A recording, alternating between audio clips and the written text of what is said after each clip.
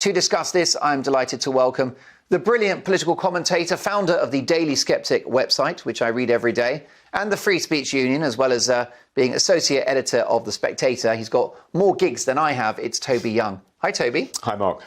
Is this a victory for woke progressives everywhere? I'm not sure it is, actually. I mean, we have to see what kind of ratings it gets. I'm obviously hoping it'll tank.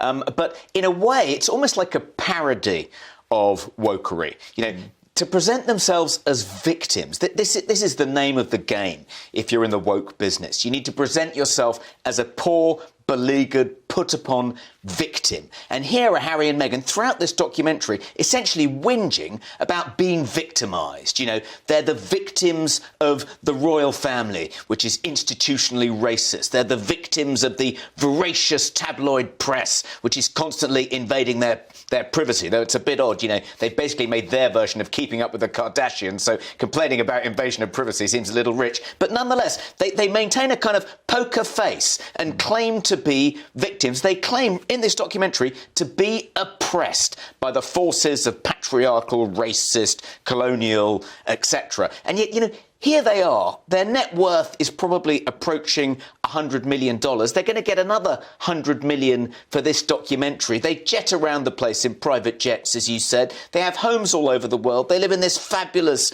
spread in California. To present themselves as oppressed victims, as sort of to claim woke points in the oppression Olympics, seems almost like a parody of the culture of victimhood. You know, how seriously will people take the claims of people to be victims if Harry and Meghan, of all people, you know, this international glamorous royal couple with titles up the wazoo, can claim to be victims? Then surely from now on no one's going to take this kind of whinging claim to victimhood seriously again. Has support for Meghan and Harry, or antipathy towards them, become a left versus right issue in the way that lockdowns were?